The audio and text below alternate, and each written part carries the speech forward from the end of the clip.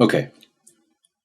The definition of seduction is to attract someone to a belief or into a course of action that is inadvisable or foolhardy. Okay? Okay. It comes from the Latin, and it says the origin is in the late 15th century. It comes from the Latin seducere, which means se, which means away or apart, and ducere, which means to lead. Okay. To lead away from one's duty. All right? So, when we think about seducing someone, especially women, what we're thinking about is trying to get them to do something that they shouldn't do. If you think about one's duty, meaning what they're supposed to do in life. So when you're seducing someone, what you're trying to do is get them to do something that you don't think they should do. Now, how do you get someone to do something that they shouldn't do and that you don't think they should do? You know they shouldn't do it. How do you get them to do that? Tough call. What's that? It's a tough call. You have to lie. You have to deceive them. Or you could force them, right? But that would be like rape. Typically, we're not allowed to force people to do things, like physically. Of course. So you would have to deceive them. You'd have to seduce them. I mean, you'd have to mislead them.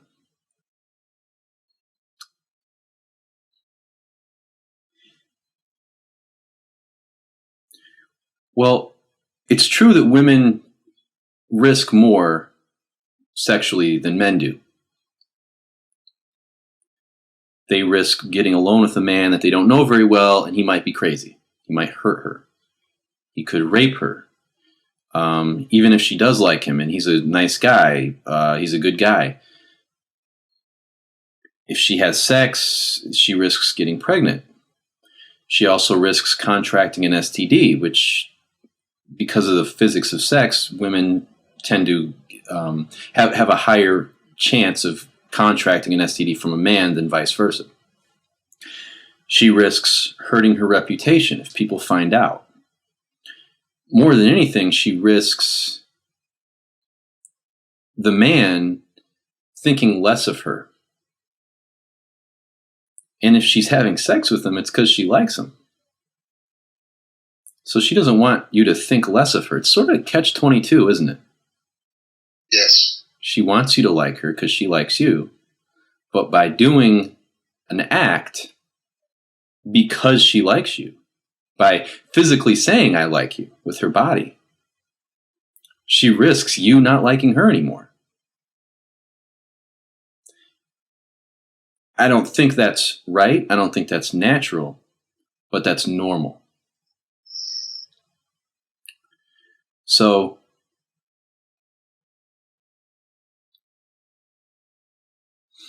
if you're indicating to her, I want to explain this as clear as possible. So hold on.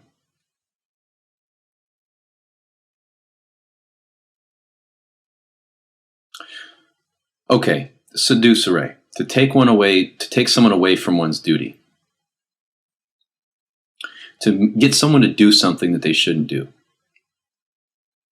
What is it that she shouldn't do?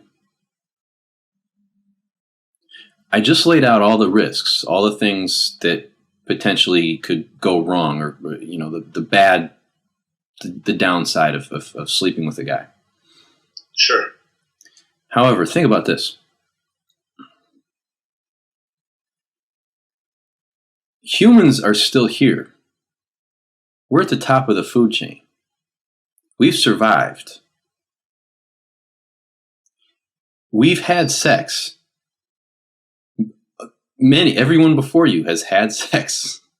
All your ancestors had sex for millions of years.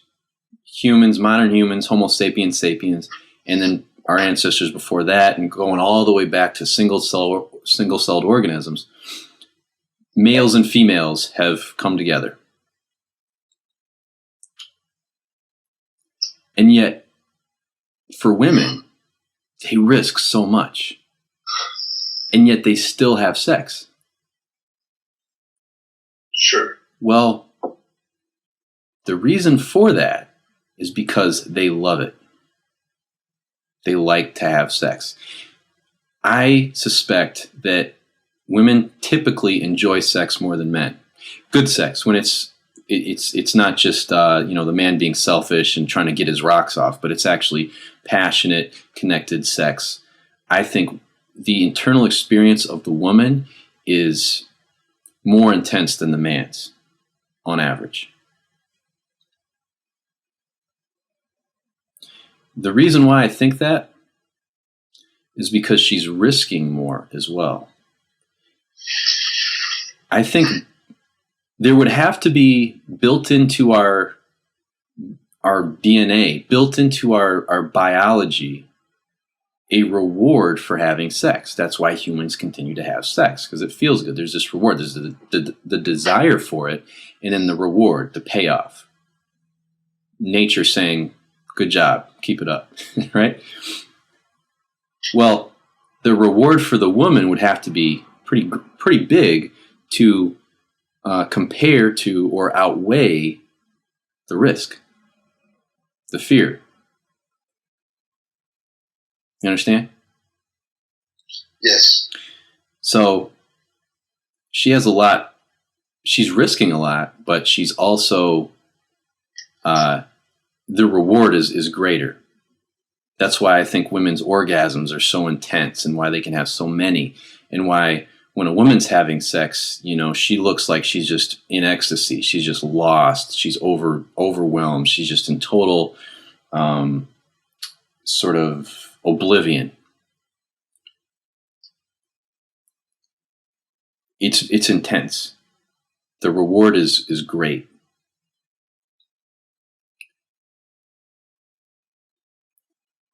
So nature has built into us a reward to do this. So when we talk about one's duty or leading someone astray,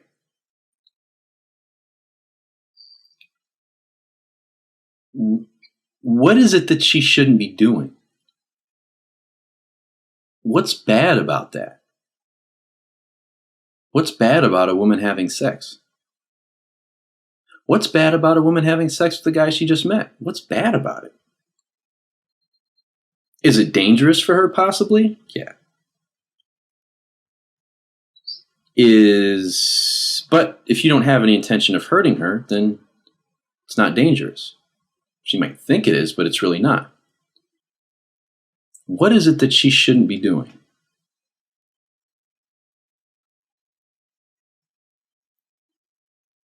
This idea that women should not be sexual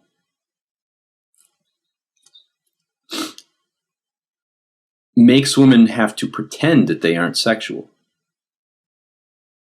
Women pretend that they aren't sexual, so men believe it. Now, some men get a glimpse into a woman's true sexuality, usually at a very impactful time in their development. If you've ever heard of the term naturals, and you probably know a guy who's naturally very good with women. Of course. What happens is when they're young, starting puberty or somewhere in early puberty, around 12 to maybe 14 or 15, and there's a lot of exceptions to this, but this is typically the experience, is that boy at a key part of his sexual development gets a glimpse into true female sexuality. He sees behind the curtain. Somehow, something happens and he gets to see behind the curtain. And from that point on, he's seen reality. He's seen a deeper truth. He's seen the truth about women. And he operates on that truth. He operates based on that perception. And women see that he sees, and they're more receptive to him because he knows. He's in on it. It's similar to like two spies speaking in code.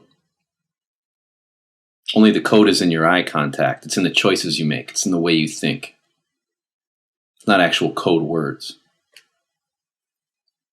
If you've ever been around guys who are talking about a sport that you don't know about, and you try to join the conversation, be a part of the conversation, and not look like you didn't know what you were talking about, that's very similar to how it is when a guy meets a woman and wants to be sexual with her but doesn't know how. So for me, I grew up playing soccer, and I understand the basic rules of American football, but I've never really been a big fan of it. And so when people talk about football, I would say that football is probably the most popular sport in America. Sure. So men are always talking about it. And it's sort of a masculine thing. It's like, it makes you look manly when you know about football.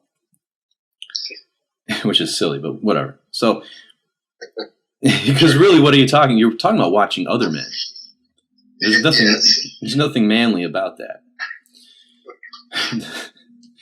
And you're talking about other men who are throwing a ball around. What's manly about that? Sure. Okay. So really, it's just this idea. However, when I was younger, I felt this pressure when guys would talk about football. I felt like, I need to look like I know about football as well. And so I try to kind of, play along, try to look like I knew what I was talking about. Of course. But there was always a point where I could tell that the guy or guys sensed that I didn't know. And you could kind of see it in their eyes. Okay, this guy doesn't really know football. Sure. And I've been on the other side of that too, where I'll be talking about soccer with someone who, with someone else who knows the game, someone else who grew up playing soccer. And then when someone else tries to join the conversation, or an obvious one is when you're watching the game with girls and they don't know what, they're saying, why, he should have got the ball. He should have done this. He should have done that. And you're sitting there thinking, what the fuck are you talking about? Because she doesn't understand it, but she's trying to join in and look like she does. Of course. So I don't mean to say that women don't understand sports, but that's like an experience for me. I'll be dating a girl, and at some point we're probably going to watch soccer together. And then that's typically what happens is she'll try to get into it, but I can tell that she doesn't really understand. Hey, Brian. Yeah. Okay, for example, I got the I-PACE. I got, let's say, I got my focality, protection, sometimes appreciation, curiosity, expression. But how can you hear me? Mm-hmm.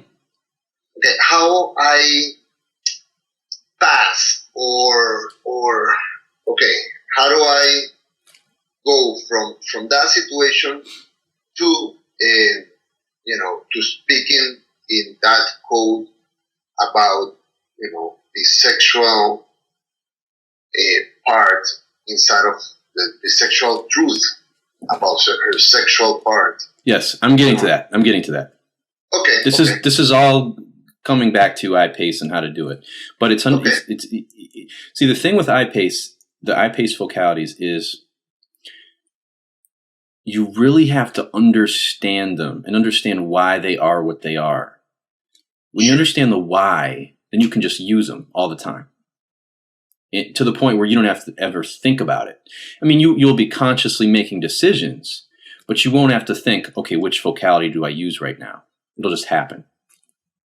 Very similar to when you're driving your car and, you've been driving for several years and, let's say the road is wet and you start to slide a little bit, and so you pump your brakes instead of slamming on the brakes. It just happens automatically. You just handle the situation. Sure. Okay, so this idea that women should not have sex, that to get sex from a woman, what you're doing is you're leading her astray. This comes from the perception of women by men as property, that women are property. For basically, I would say, since the end of the last ice age and the start of the agricultural revolution, thousands and thousands of years ago, men have essentially been treating women like prostitutes. Men rent women out. Sometimes for life, sometimes for 20 minutes. But men have been treating women like property for thousands of years. There's a historical reason for this. And we can get into that another time. But men almost treat women like furniture, like used furniture.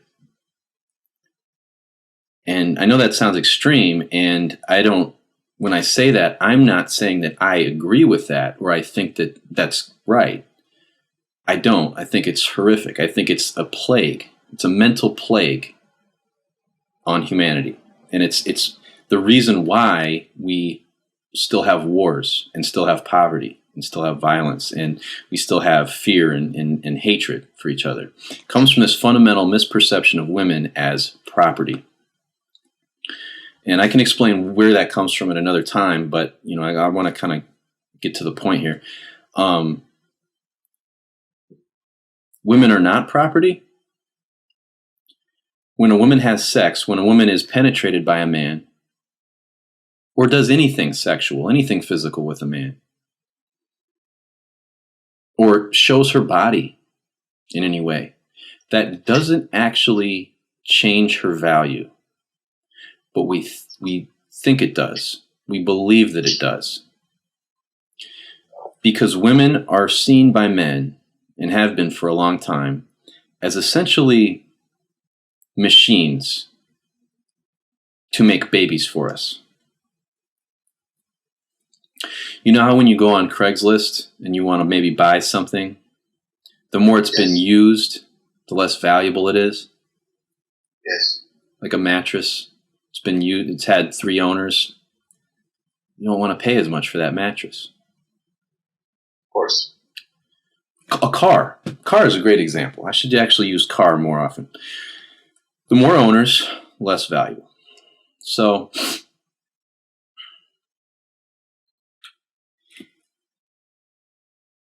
women know that they're not property. Women know that they enjoy sex.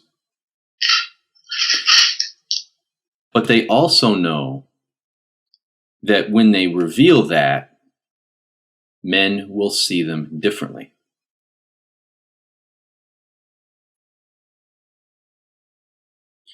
Now, keep that in mind. I'm going to kind of jump to something else real quick, and then I'm going to bring these two ideas together, and you're going to see how they're related. Women know that men perceive them as machines that you rent out to give you pleasure and make babies for you. Women don't think that about themselves, or actually, some women actually over time just start to buy into this. But I think in their core, most women know that they're human beings, living beings, just as men are.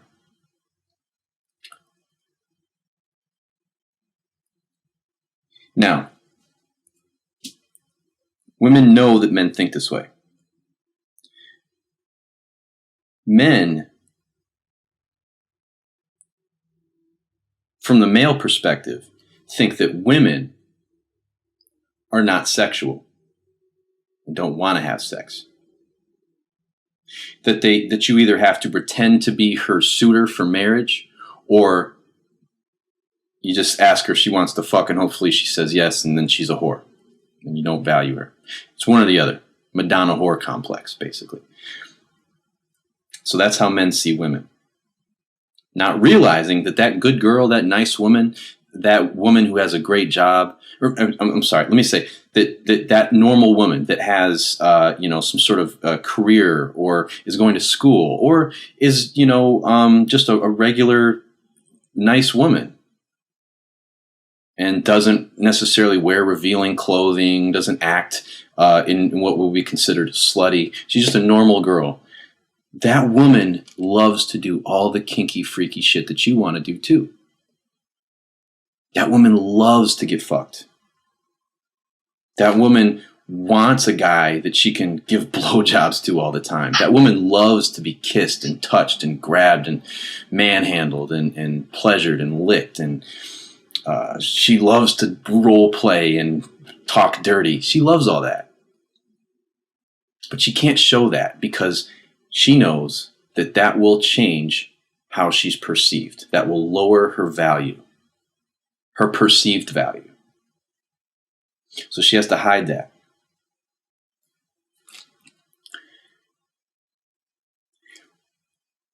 Okay, now here I'm going to make a little jump here. Follow me here. When you look at a woman, you don't have to think about it. You instantly size up her body and her face and her skin.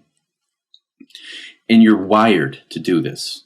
You're wired to get a quick, accurate assessment of how healthy she is, how fertile she is,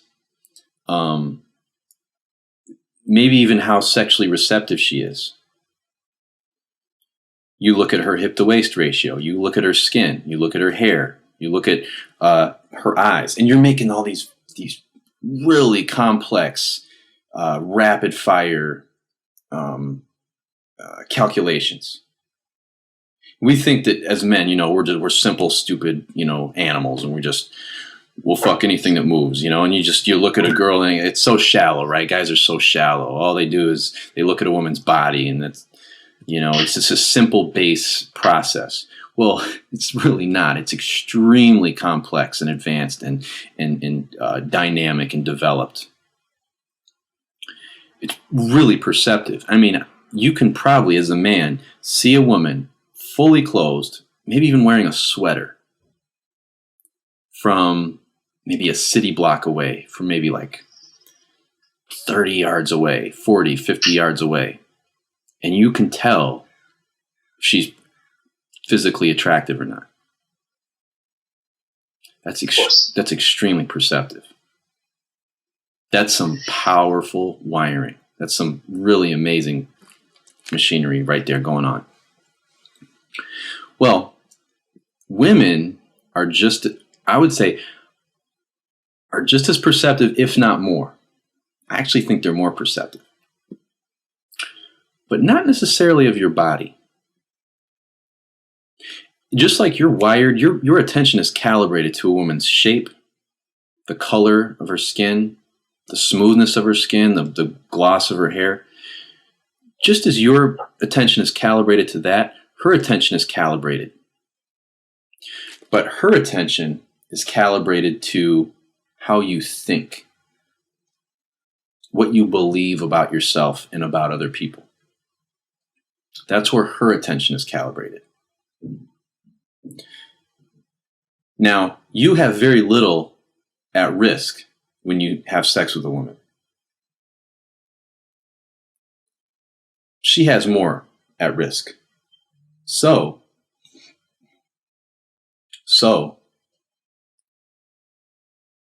she's more perceptive. Think about an alarm system, a security system in a building. Let's say you have, a convenience store, all right, a 7-Eleven or something. Well, when they close, they probably have an alarm system. Someone breaks in, an alarm goes off. Well, a bank is going to have a much more advanced alarm system because there's more to protect. there's more at risk if someone were to break in. So the security system has to be more advanced, more developed, more specific and complex and powerful, let's say.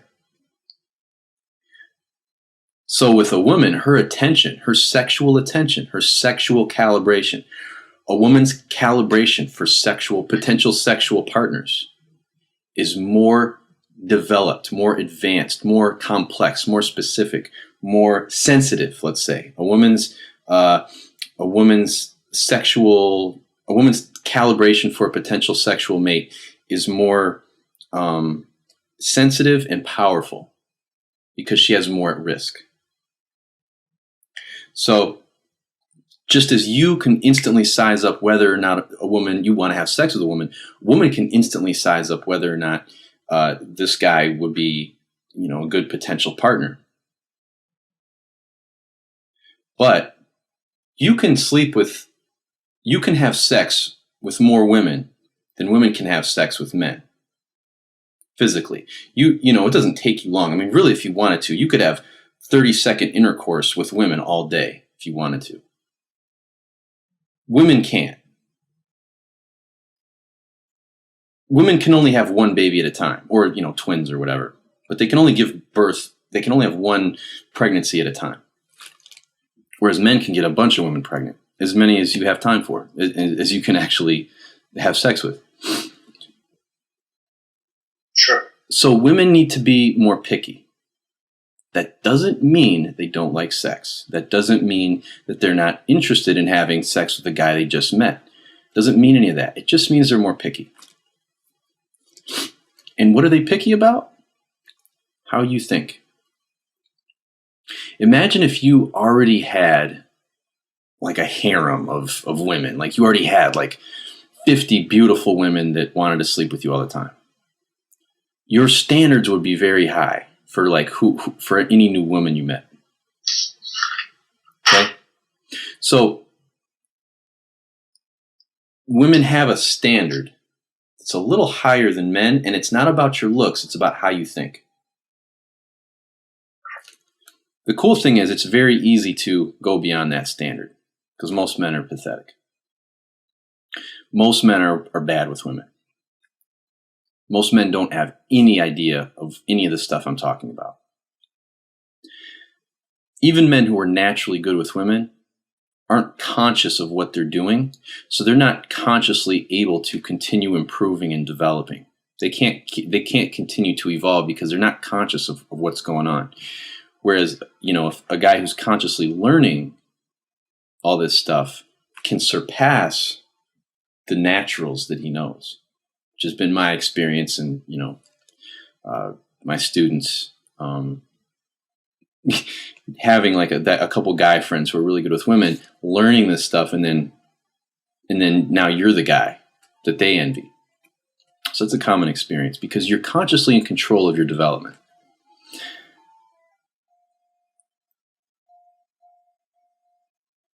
So a woman is looking at how you think. As you're looking at her body, she's looking at how you think.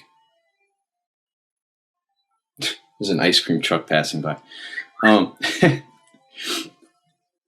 Yeah. Now I'm going to have this song in my head all day. It's really annoying. I don't know. Just as a side note, I wonder if the guy who drives the ice cream truck, like, if that song is just in his brain all the time. Like, I think I would go crazy. Like, it's like in his dreams, like when he wakes up, it's the first thing. Nuts. All right. Well, maybe after a while he doesn't even hear it anymore. Yeah, hopefully. Otherwise he'll go crazy. Okay, so now we're going to get into eye pace. So the way that a woman, just as you're looking at a woman's body and you're wired to instantly size it up, she is, or let's say assess it. You're wired to instantly assess a woman's body. She's wired to instantly assess your mind. So, and it's not 100%, like it's like 70-30, 60-40. So you're more interested in her body at first, but then as you get to know a woman, her personality becomes more important. Or at least equally as important as her body. And for women, it's, yeah, of course she's looking at a guy physically. She wants a guy who's probably in good shape, or obviously women prefer taller guys or guys with a little more muscle, but not to a crazy degree. They don't really care as much as what's upstairs, what's in your mind, all right? Sure. So you can say 70-30, 60-40, something like that.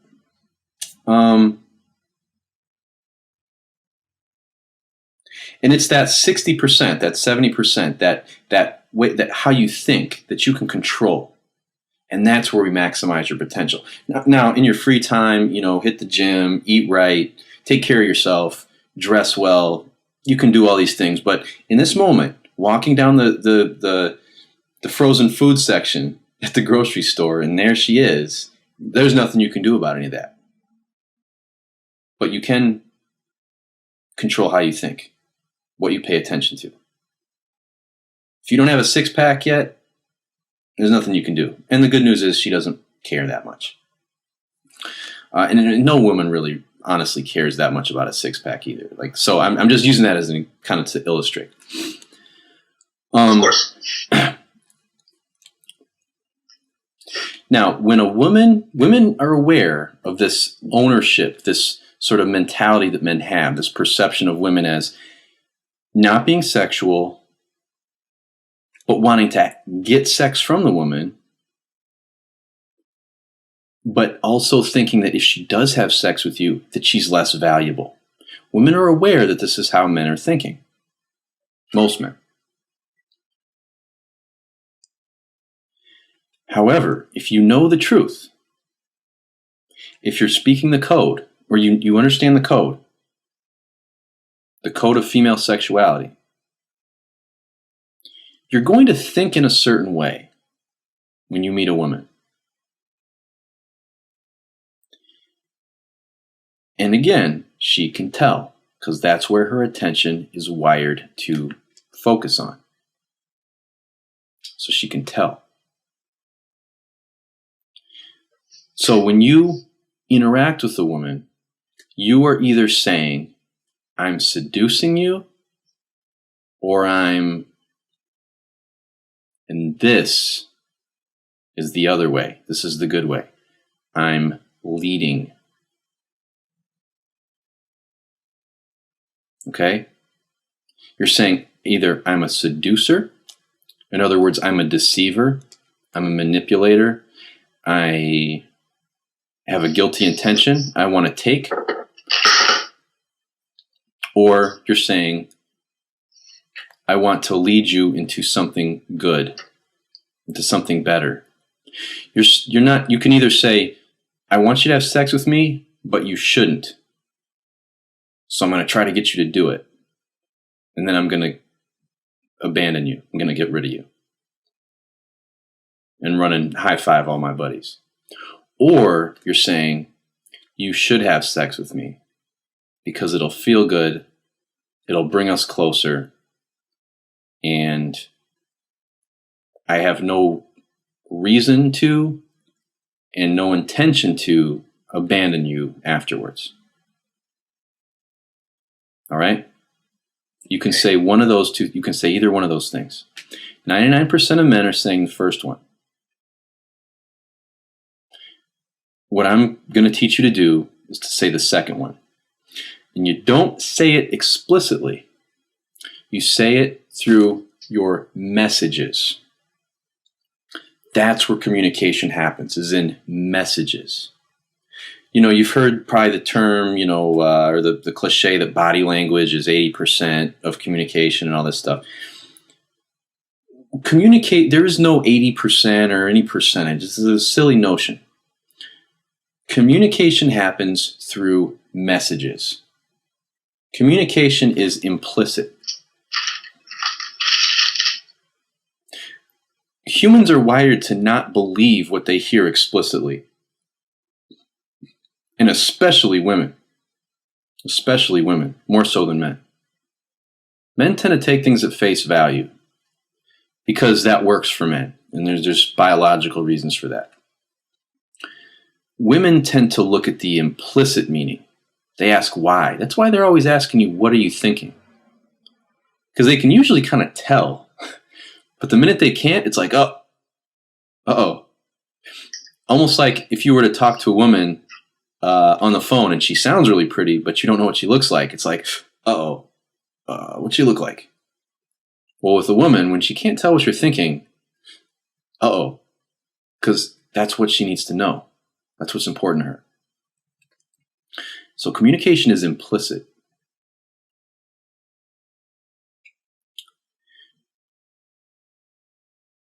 So when I use the term message, what I mean is this. I can walk up to you and say, hey, how you doing? All right? I can say it in many different ways, though. I can say, hey, how you doing? All right? Kind of like I'm suspicious of you. I can come up to you and I can be looking over my shoulder and say, hey, how you doing? As I'm looking around. Well, what message does that send? Maybe I'm about to rob you or do something bad, right? I don't want anyone to see me do what I'm about to do. I can come up to you and look very sheepish and avoid eye contact and maybe say, hey, how you doing? The message there is, I don't feel like I'm good enough to talk to you. I can come up and say, hey, how you doing? Super expressively, super warm and happily. And that sends a message that I'm probably going to try to sell you something, right? Right. Or I can come up and I can say, hey, how you doing? And look you right in the eye and have kind of a light smile on my face. And that says, you look interesting. I'm actually curious about how you're doing. Because I'd like to make you feel good. Of course. Right? So you can see I said the same thing, but the meaning changed. The message changed. So when I talk about the I-PACE focalities, you don't say explicitly, I appreciate you, I'll protect you. I do that in my drills and my exercises with my students to kind of get their messages, to kind of cultivate a strong message for each vocality. And of course, I tell women I appreciate them all the time, right? But I'm not really going to, if I'm talking to a woman and I'm in the curiosity focality, I'm not going to say, every time I am curious about her, I'm not going to say, I'm curious about you. I might say it here and there. I might, maybe when we first met, I might say, when we first meet, I might say, hey, I'm curious about you. And then ask her a question. What do you like about your job? Something like that. But when I'm in the curiosity focality, I'm just asking a question. Or I might even just be looking at her. Maybe she answers my question and I just keep looking at her like, tell me more. Okay, so I'm in the curiosity focality there. So you express the focalities through your messages. And again, look, women can't read your mind. They can't really see what you're thinking specifically. Like, I could be looking at a woman. Maybe I check her out. Maybe I look her up and down. Okay, maybe my eyes kind of rest on her cleavage for a second. She can assume that, yeah, I'm thinking about sex. I'm thinking about what she looks like naked, right? Sure. But she can't actually picture the position that I'm imagining, right? Of course. So she can't really see that specifically. But she can see at the level of specificity, this is kind of a weird sense, but she can see the level of specificity, she can detect is focality. That's the level of specificity she can see or she perceives when she's communicating with a man. She can see the focality. She can see if I'm in appreciation or protection or if I'm in deception. Now, What am I deceiving her about? Why am I deceiving her? She might not know specifically, but all she knows is that I'm in deception, and that's all that's important, isn't it? We're built perfectly. We're made. Our bodies and our brains, the way we operate, makes sense. This makes perfect sense for women. None of this is fluky stuff. This makes perfect sense for her needs, for her risks, for her body. It makes perfect sense. She doesn't need to know why I'm deceiving her. She just needs to know that I'm deceiving her. Any extra wiring or engineering there is extra. It's unnecessary, and thus it's a waste of resources. It's a waste of glucose, basically. So she's made to figure out exactly what she needs to figure out, as are you. What leads to problems in our lives is when we're more focused on ideas or projections of what we think rather than what's really right in front of us. And this is why it's possible to trick women and to deceive them and to make them think that you want one thing when you really want something else. However, that's totally unnecessary, and it only leads to you making an enemy. And it's a lot harder and takes more time than communicating with people without deception. Communication without deception is leadership. That's what the 5 focalities are: leadership. If I could go to 100 straight men and ask them, what do you want? What do you like in a woman? They're all going to say something about her body first.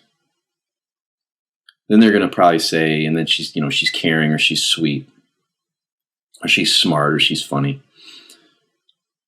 But most men tend to like the same thing physically. We like a nice, we like the sort of the hourglass shape. Some guys like curvier, some guys like less curvy, but we all like a nice feminine shape. And we know, when I say that, you know what I mean, right? Sure. Well, the equivalent for women is leadership thinking.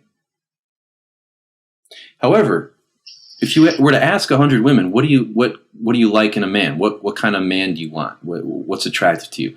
They'll say things like confidence, he's funny, sense of humor, he's comfortable in his own skin, a man who goes for what he wants, all these kinds of things. A man who's smart. And a lot of times you'll hear them say a man who's honest, a man who's genuine.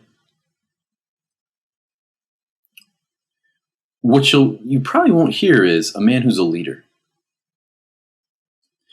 You probably also won't hear a man who actually is able to be friends with women that he's having sex with.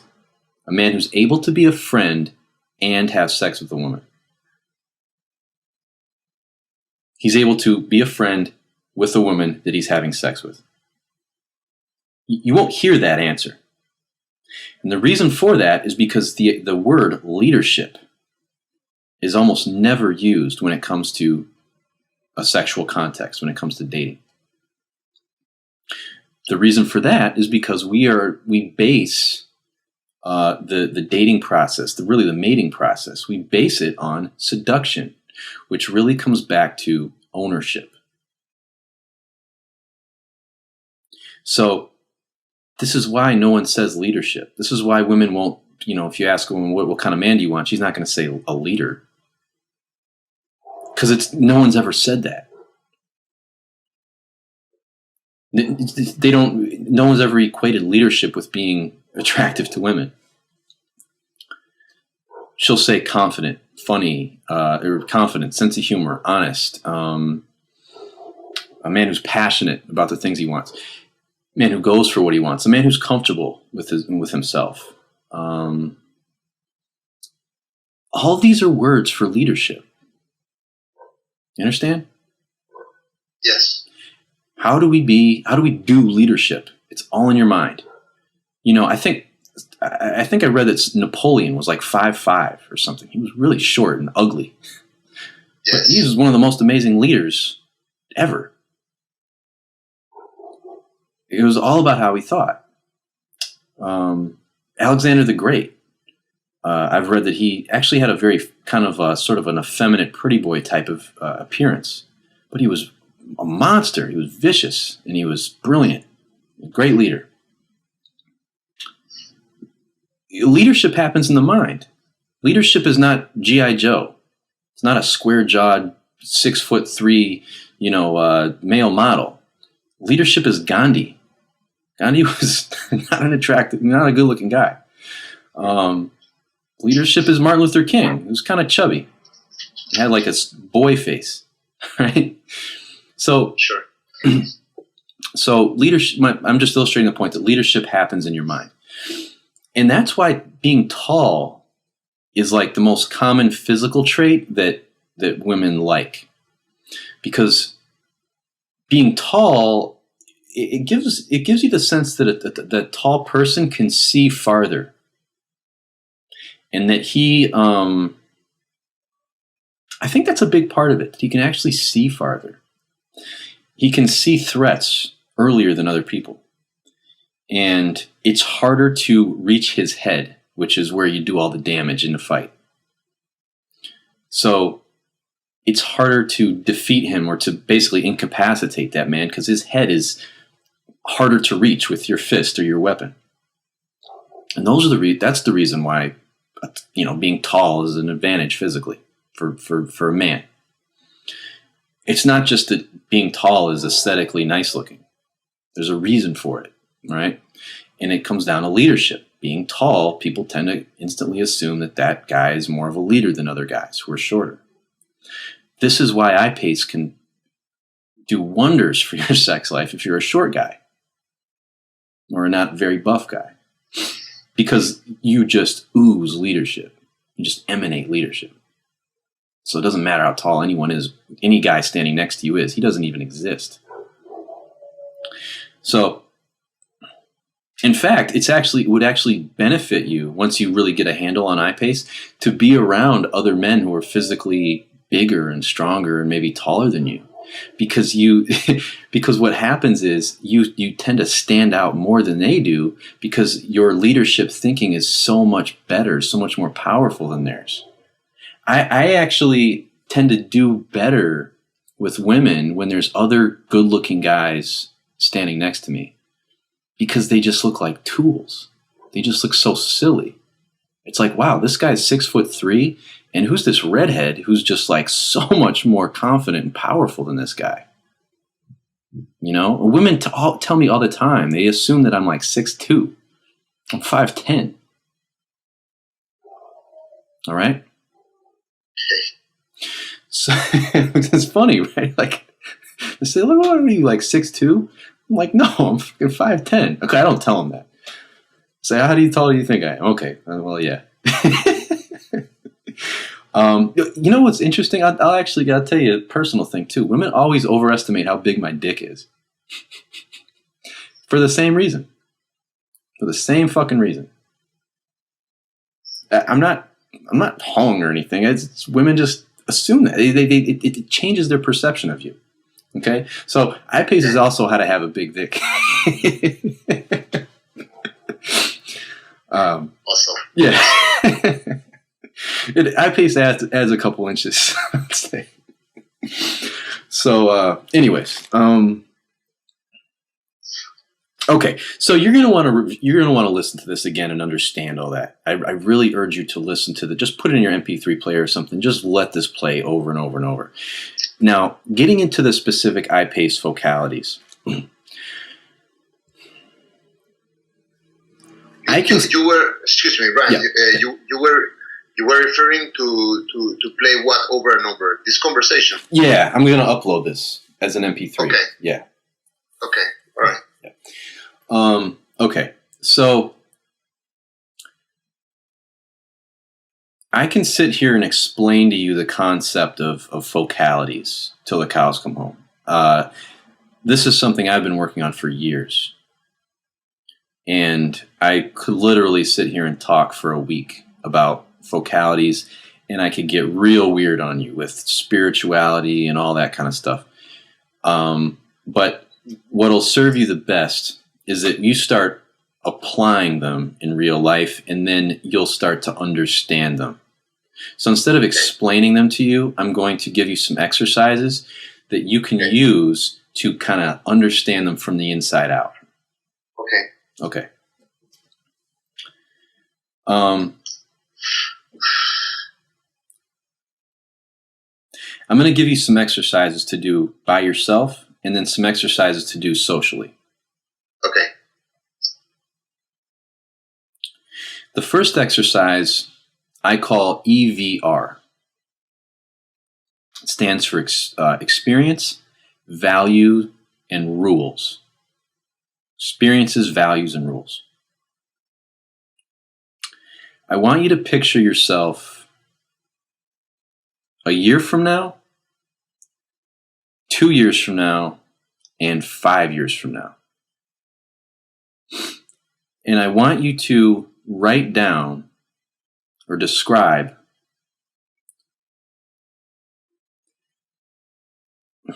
a key high experience that you want to have a year from now or 2 years from now and 5 years from now. There's a word for this. Something experience. A peak experience. That's what it's called. Have you ever heard that term? It's not a word. Precisely, but I understand what it is. Yeah, it's just a term that's thrown around in like self-improvement stuff. What I mean by that is, I'll give you an example of a peak experience that I would like to have in a year. Like a defining moment. Yes, exactly.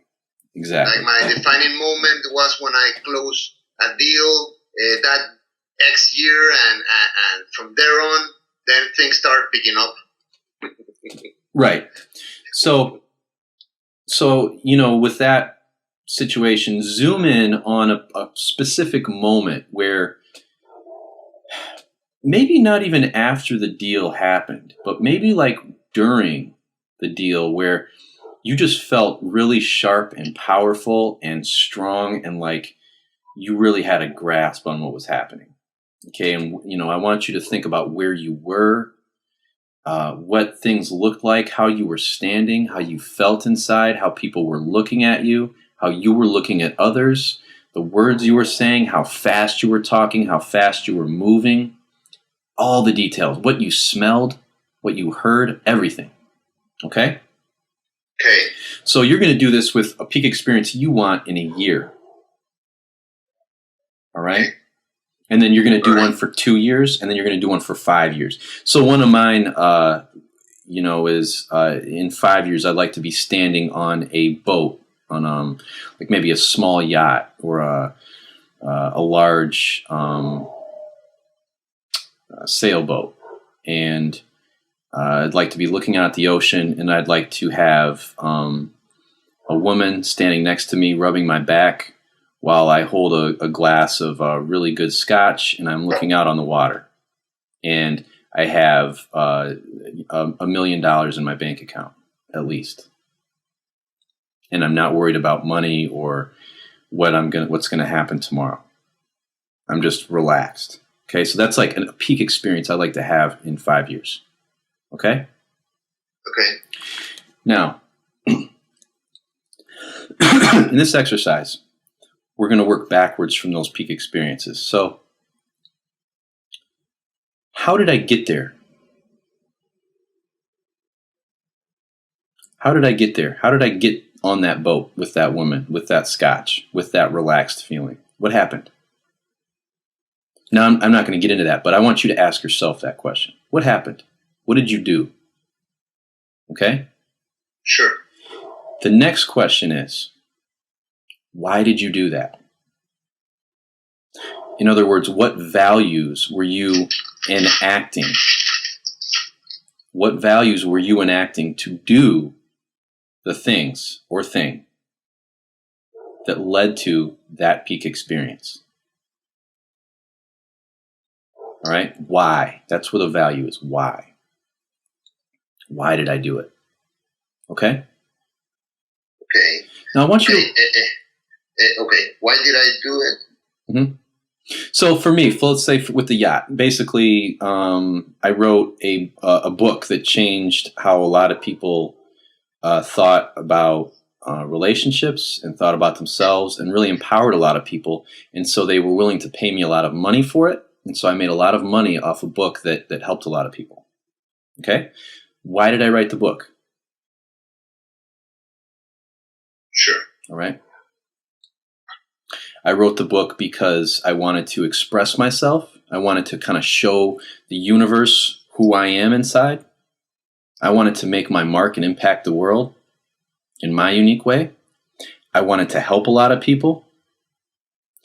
And I wanted to make money so that I could live an exciting life that also had a sense of stability day to day, rather than worrying about where I would be 6 months from now or whatever. So that's why I wrote the book. Keep in mind, this is in the future. So you see I'm working backwards? Yes. So I take from those whys, those reasons why. From there, I try to find the value. What value is that? So one value is self-expression. I want to express myself and be me as much as possible. Another value is that I want to help people. Okay? And then a third value is wealth and abundance. I value abundance, having enough so that I can relax and not worry about money. Okay?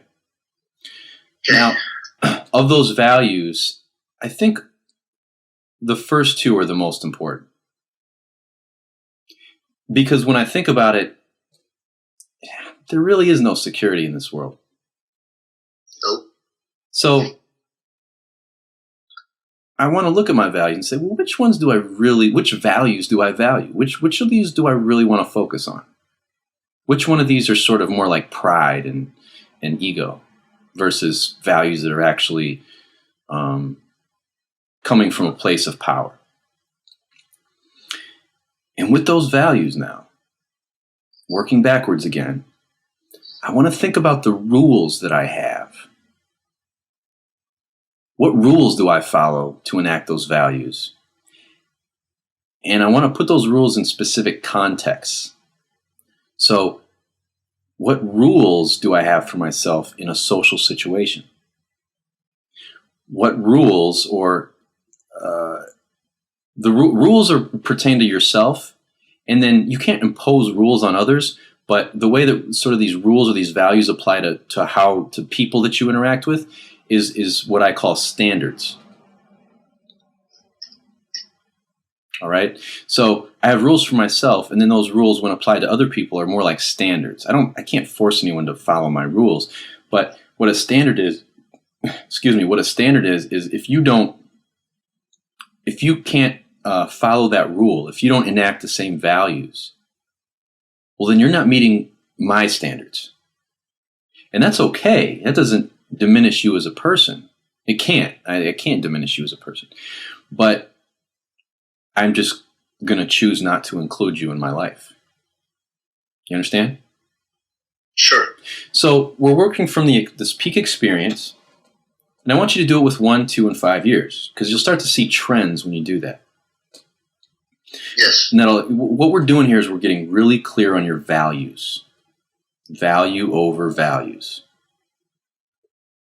I'm sorry, values over value. So we're getting clear on that. In order to enact your values, got to get clear on them. We're going to work back from that to rules. What rules do you follow? I heard a really good quote, and I haven't been able to track it down, but it doesn't come from me. I got it from someone else a long time ago. Hello? Oh, yeah. Did I lose you? Okay, so... Yeah, a little bit. Okay, so a really great quote I heard a while ago.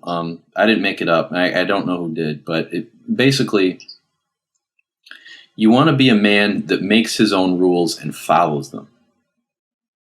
That's what internal locus of control is all about. That sums it up perfectly right there. You make your own rules and then you follow them. You have integrity to others and yourself. And that integrity comes from you consistently following rules that you made for yourself. You made them, not other people. You obey yourself, what you know in your heart to be what you want to be, who you want to be. That's your leader. Your internal guidance system is you, your heart. Okay? So we're going to get clear on our rules so that when you walk into a room, you're obeying your rules. And, the advice you hear about, what lines to use. If you're into the pickup stuff, you hear about, what routines, when should I shift into this phase? Should I, do I have to develop rapport or comfort? Should I spike her emotions? Should I use a role-playing game?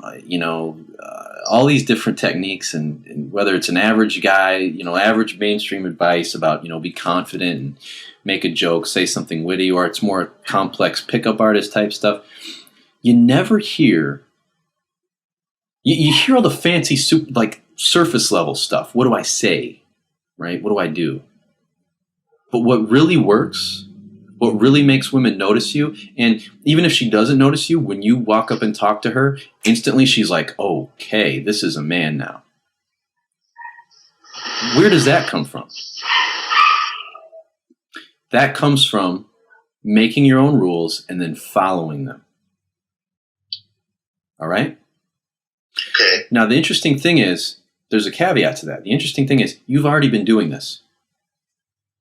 No one has been controlling you. You may think so, but you chose to adopt all the rules you follow, and you do follow rules. One of those rules, if you're an average person, is probably to get approval from others. One of your values is probably approval from others. That's not a bad or good value, but it's not going to serve you for what you want. So you already have values. You already have rules, but you're not aware of them. So I'm just bringing awareness to your values so that you can pick and choose which ones you enact. You can pick the ones that are going to get you where you want to be. All right? Sure. When applied to other people, these become standards. And, you hear a lot of talk about how do I get girls? How do I get girls? But you don't as often hear, which girls do I really want? How do I get rid of girls? How do I cut the women that I don't want? And how do I connect with the women that I do want? We just hear, get girls, get laid, get as much sex as possible. Fuck whoever will have sex with you. But what's interesting is when you raise your standards, or I shouldn't say raise, but when you have standards, when you develop standards for the women in your life and for everyone in your life, the universe matches those standards. And what I mean by that is the people that meet your standards tend to appear. You connect with those people. There's 10 people in a room. The people that you're going to naturally connect with and be drawn to, and vice versa, they'll be drawn to you, the people that resonate with your standards, that resonate with your rules. That's just how it works. So raising your standards doesn't mean you're going to sleep with less women, or doesn't mean that you're limiting yourself, or doesn't mean that then you're going to be talking to women who are out of your league. What happens is it puts you in that league.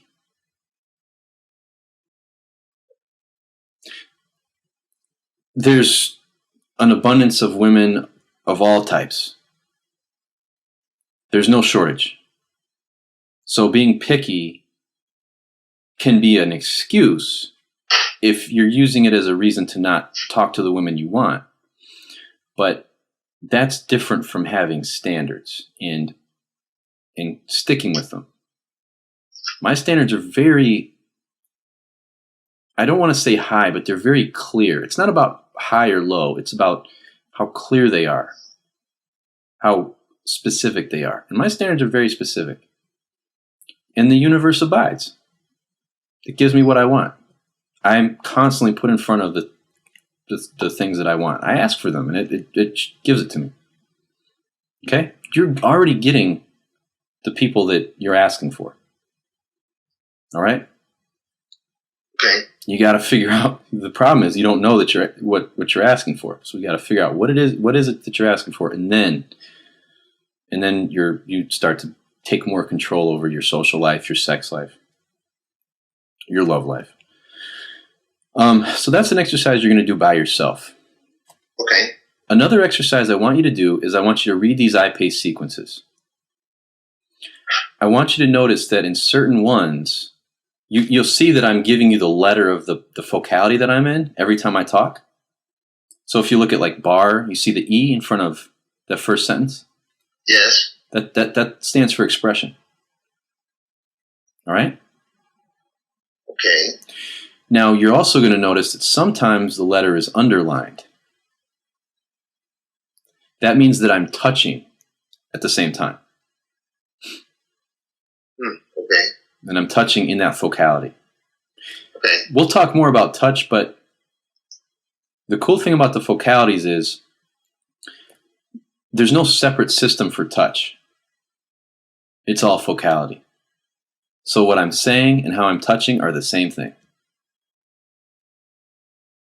There's no, I'm in the comfort phase, or I'm, demonstrating value or whatever. I'm not talking over here in this on this level, and then my hand is doing something else, like I'm going to class 3 touch. If you ever read the DiCarlo escalation ladder, which is a really good system back when it first came out, and it's that's like. Do you remember that?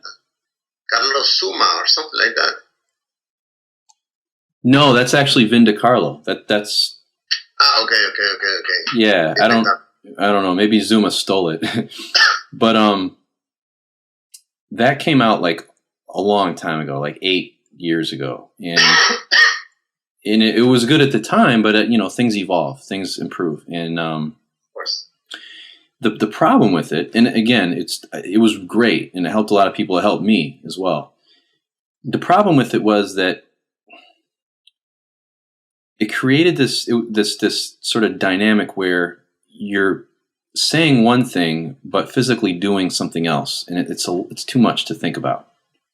So it's good as sort of a system, it's like a training wheels to help you get comfortable touching women. That's great for that. But improving on that, you don't want to be saying one thing, thinking something else, and then touching on a different level. Everything should be just one thing at a time. One thing, one focality at a time. All right? Okay. So you'll understand what I mean as you review this. Okay. In terms of socially, what I want you to do. Oh, by the way, when you do the EVR exercise, I want you to type it out and send it to me. Okay. All right. As far as what you're going to do socially, the exercise I'm going to give you may sound like you're going backwards. It may sound like remedial or more basic than where you're at. But what we're doing is we're building a super strong foundation from the ground up. Okay. So what I want you to do is get comfortable showing appreciation to women. Okay. And I want you to do this without having any sort of intention for an outcome. So you're going to do some just basic stuff, and there's not going to be any effort to get any sort of outcome. In other words, you're not going to try to get a phone number. You're not going to ask the woman out. You're not going to get any result. I want it to be a one-way street where you're just giving appreciation. Okay? Okay. I want you to get comfortable doing this with your eyes, with your mouth, or with your face by smiling, with your voice tone, and with what you explicitly say. So I want you to, one day, I want you to walk around in a crowded area, whether it's a mall or a busy shopping district. And I want you to look at 3 women only smiling with your eyes. Just your eyes. You're not going to say anything. It's okay if they don't even see you, but try to look them in the eye in the way that they're going to notice that you're looking at them. Okay, I don't mean like leering or getting in their way, but I mean really commit to it and look them in the eye. Hopefully so that they notice that you're looking at them. All right? Okay. And you're going to smile with your eyes. I'm not going to explain it any more than that. Not your mouth, just your eyes. Okay? Okay. Then you're going to, again, 3 women, and they don't necessarily have to be, super pretty women. They can just be just women that are, legal age and up, right? Okay. And this time I want you to smile. So I want you to use your whole face. And what you're going to say, when I say smile, what you're actually saying is, I love you. Okay? So I want you to say I love you with your eyes. Then I want you to say I love you with your whole face by smiling. And then the third one, again, we're going to do 3, or you could do 2 if there's not a lot of women or anything like that, but 2 to 3. The third step is you're going to say hi or hola, right? Probably, right? Sure. And you're gonna say hola, but you're going to say that explicitly with the words. But what you're really going to say is I love you with your message. So you're going to say hola. Okay? Okay. And we're going to add one last piece. You're going to ask, how are you? So, ¿cómo está? Is that how you say it? Yes. Hola, ¿cómo está? And when you say ¿cómo está, I want you to tilt your head like you really care. When you really are curious about someone, you really want to hear an answer, you kind of tilt your head and look at them like with a smile, but you're like, yeah, I really want to know. You know what I mean? Yes. Okay, you're going to do it like that. So you're saying, I love you, I'm curious about you. But the words are going to be, hola, ¿cómo está? Okay. Hi, how are you? Yes. I want you to do that. You got eyes, face, hola. So you're going to do eyes, face, you're going to do hola, you're going to say hi. Then you're going to add, how are you? Okay. So we have 4th one. That'll be the 4th one. Yeah, do hi, and then do hi 3 times, and then do hi, how are you 3 times. Okay. And then the last one is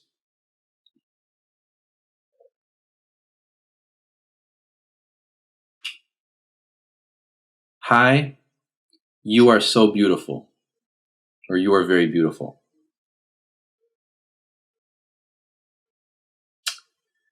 And what could I have you say? I've had guys say different things.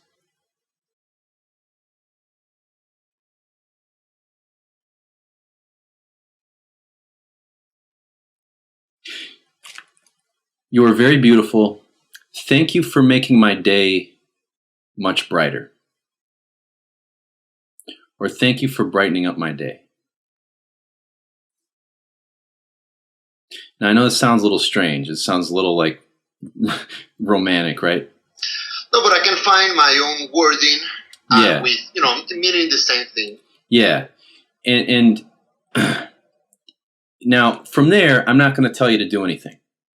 You can keep walking.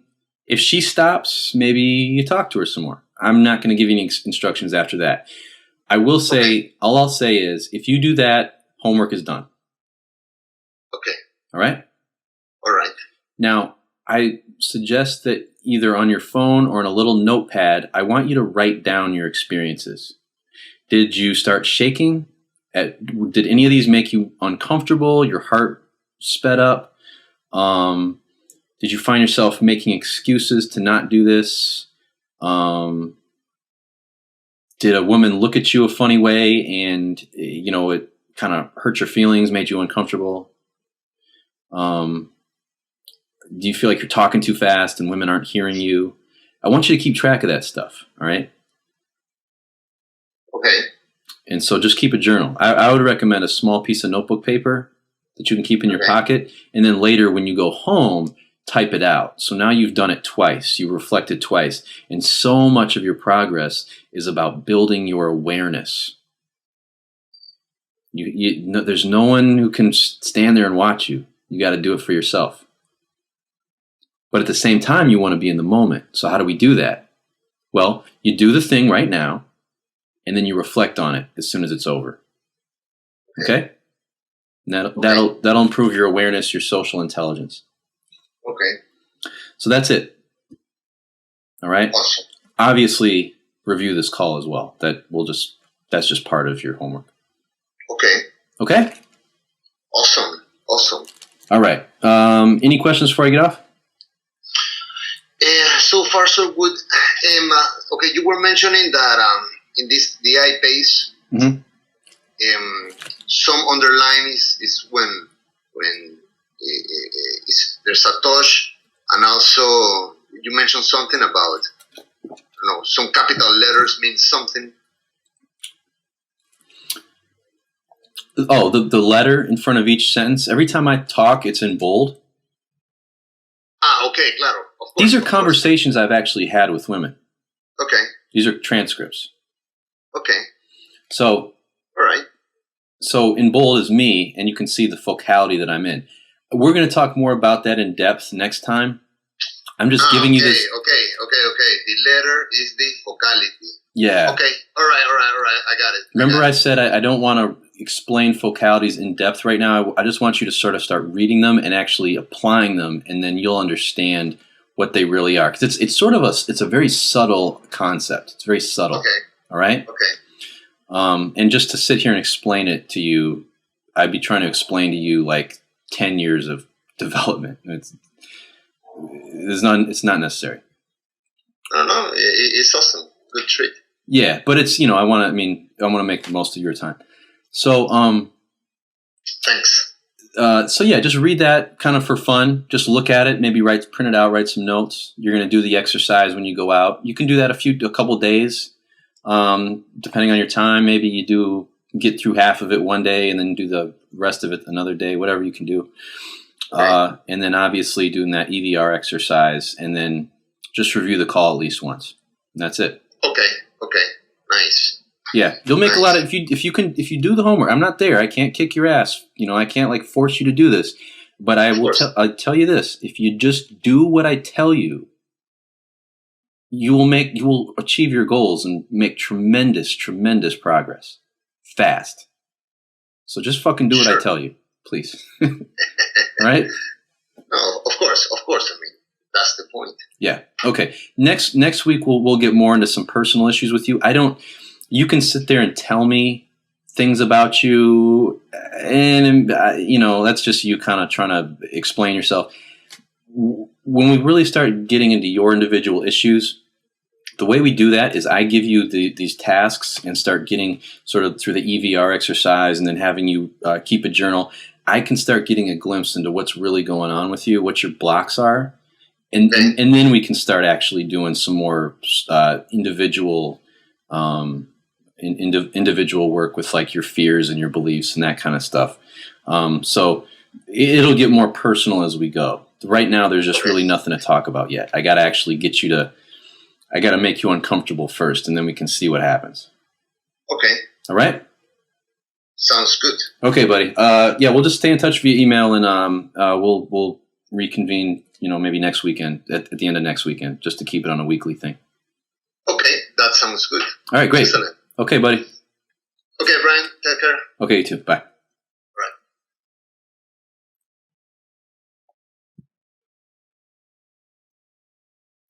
Right. Okay, so that's so I think I'll wrap up there. That's a good overview of how women think about sex and meeting men, and how iPace can really rapidly improve your results, not by faking or acting in a way that you think women might like or that you've been told women like, but actually being a man that the women you want resonate with. So the women that you want, they resonate with who you are. And the thing is, right now, certain women are resonating with you in a certain way. You're doing it. You're responsible for all of it. The women in your life, the people in your life, the way you feel, all of it is your responsibility. The problem is that you're not aware of what you're asking for, of what you're attracting, of what of the wavelength that you're on, and what's resonating with that wavelength. So, we're building your awareness, and I'm just trying to build your awareness of the choices you're making, the people and the results that you're attracting, and how you can, with awareness and clarity, consciously choose something different if you want. And then how do you actually do that moment to moment? What do you say? How do you think? That's iPace. Okay. So, yeah, I'll wrap up there. How should I close this up? So, okay. So, till next time, I'm Brian Burke, and the website is gobeyonddating.com. Subscribe to the channel and do all the things with the social things. Whatever. How should I say this? Okay, so I'll wrap up there. Okay, so the website is gobeyonddating.com. I'm Brian Burke, and subscribe to my YouTube channel and like me on Facebook and do all the social things if you want. God damn it, that's stupid. And you know the routine. Okay, so the website is gobeyonddating.com, and subscribe to the YouTube channel, Facebook, you know the routine, all the things. And I'll see you next time. Okay, take care.